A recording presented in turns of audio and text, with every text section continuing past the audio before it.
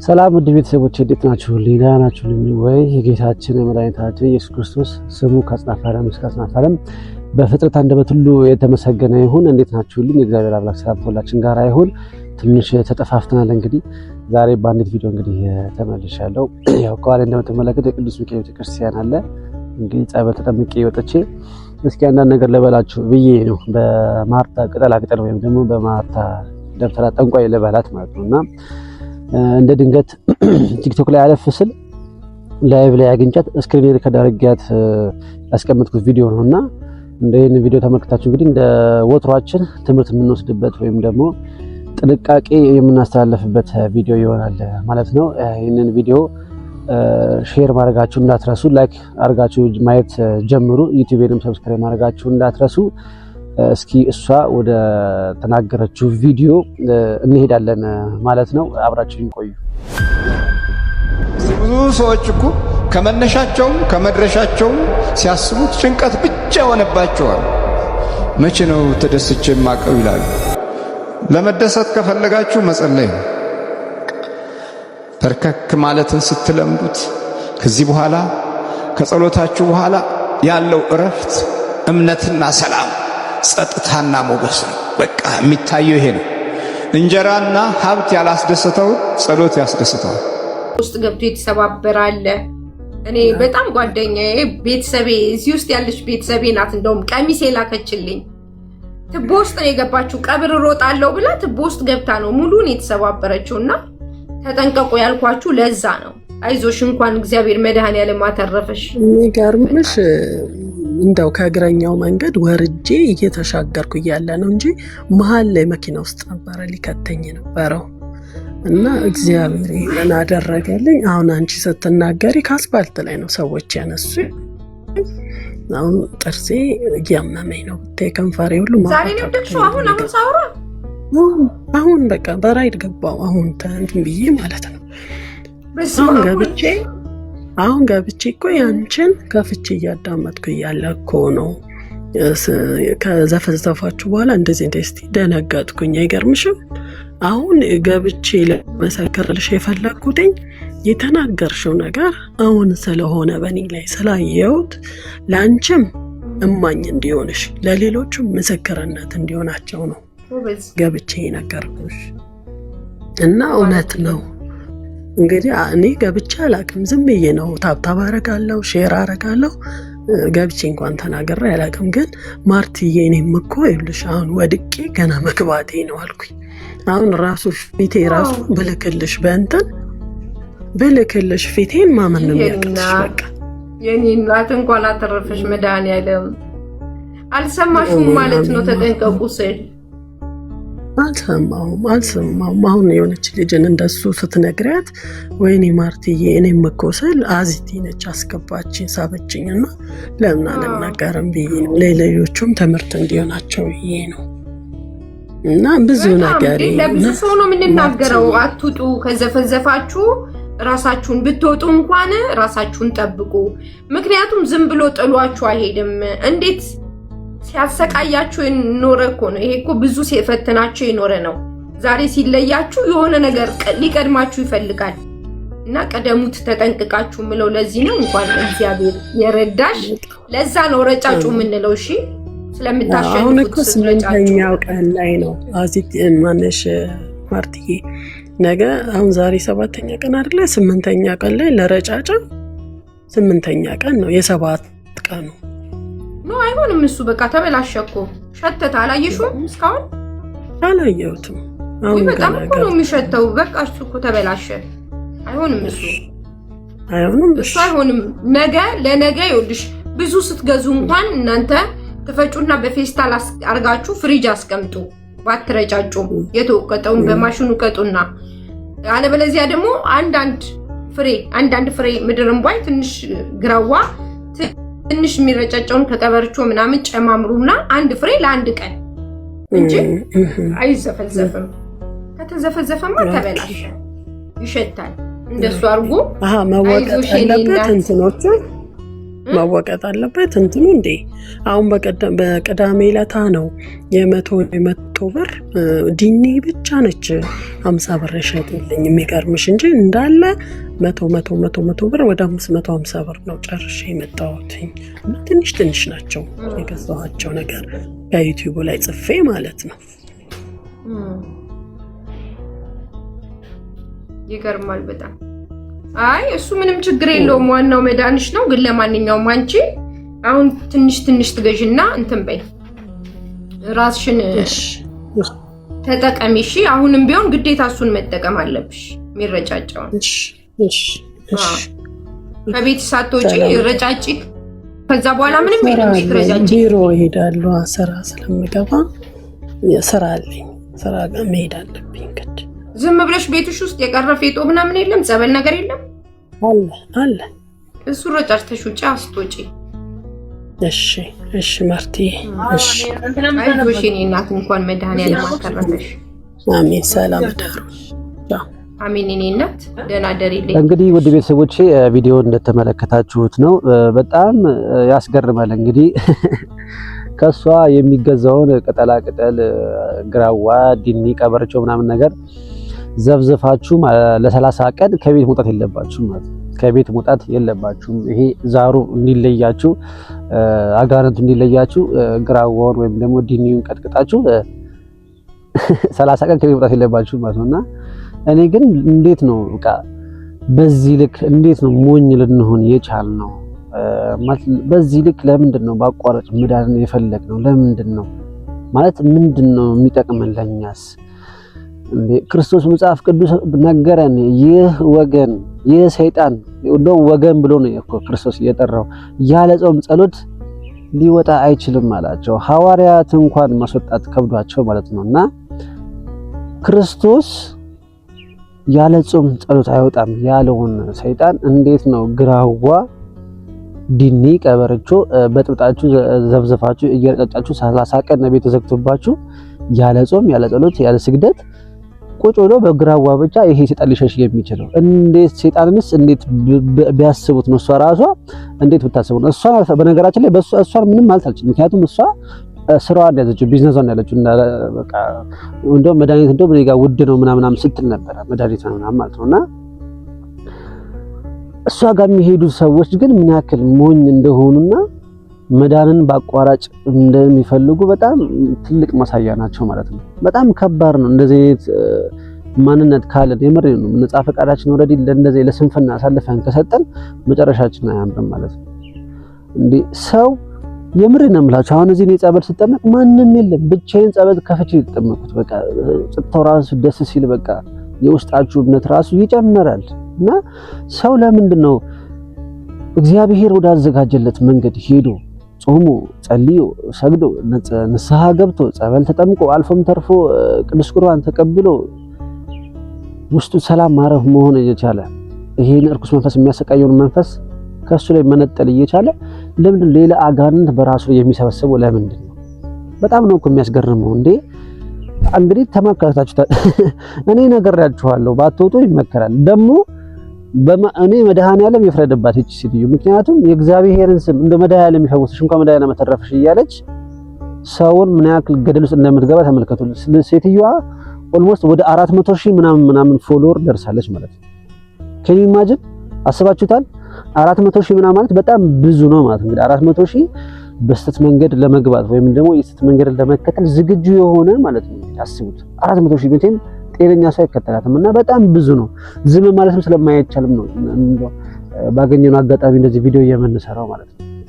እና በጣም ከባድ ጊዜ ላይ ያለን ይመስለኛል። እና እባካችሁን ነገሮችን በአቋራጭ ለመስራት በአቋራጭ ለማግኘት አንሞክር። እባካችሁን እግዚአብሔር አምላክ የራሱ የሆነ ቀን አለው። እባካችሁ እሱ እንድታገሰን እኛ ልንታገሰው ይገባል።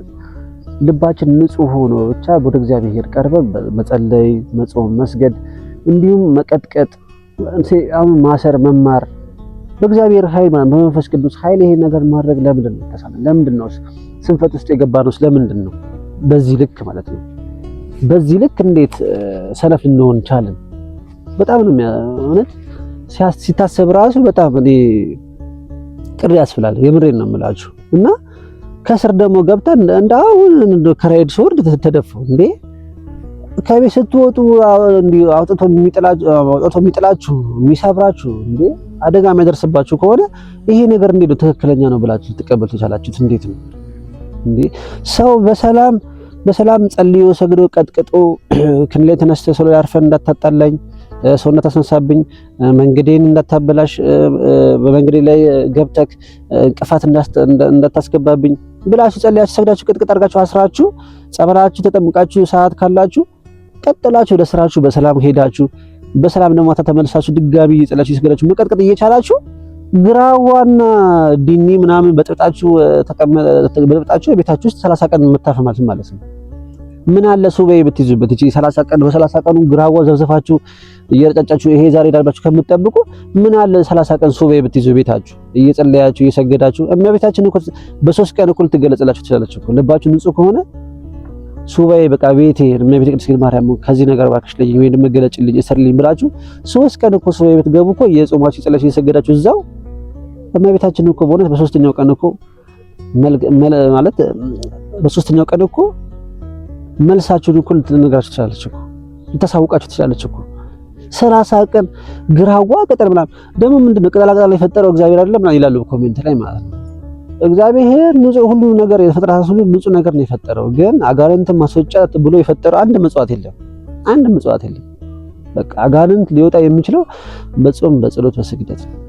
በቃ ይሄ የተጻፈም ነገር ነው ያለም ነገር ነው ማለት ነውና በዚህ ልክ ሰነፍ የሆኑ ለምንድን ነው ማለት በጣም ነው የሚያሳዝነው። ማርያምን በጣም ነው የሚያሳዝነው። እሷ ጋር ገብተው ምስክርነት የሚሰጡት በውስጥ አውረኝ የሚሏት ሰዎች ብዛት መድኃኒት እባክሽ ፈልጌ ነው የሚሏት።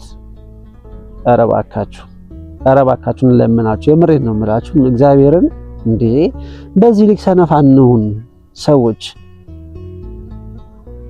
በእናንተ መፍረድ አይቻልም አውቃለሁ። በቃ ማለት ውስጣችሁ ያለው ሰይጣን ነው እንደዚህ አይነት ነገር እንድትሄዱ የሚያደርጋችሁ። ግን ካለባችሁ ነገር ላይ ሌላም ነገር እየጨመራችሁ ነው ያላችሁት እንደዚህ አይነት ሰዎች ካላችሁ ማለት ነው። እና በጣም እኔ ስለገረመኝ ነውና 30 ቀን ዘፍስቦ ካልተቀመጠ ጉዳት አለው ማለት ነው።